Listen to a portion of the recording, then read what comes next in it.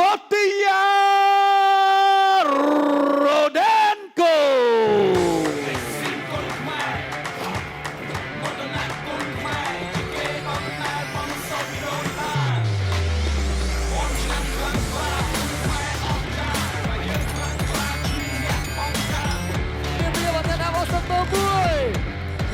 កំសត់ណាបងប្អូនហើយ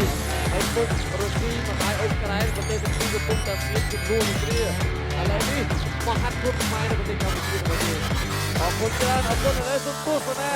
ជាមួយនឹងរូបភាពយឺតៗមកគូនេះគឺសម្បូរដោយរូបភាពយឺតៗច្រើនមែនទែនកាមេរ៉ាហងនេះចាប់ប្លង់បានច្បាស់ល្អមែនទែនបាទឥឡូវយកកន្លែងទៅបែក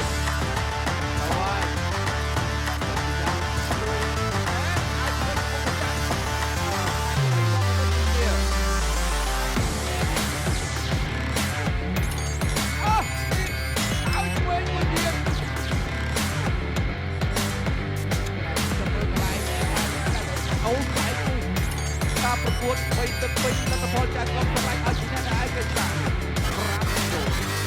លោកសម្លេងអបអរសាទរបង្គោលក្រហមកូទីយ៉ារ៉ូដេនកូបាទសូមអបអរសាទរកីឡាករបង្គោលក្រហម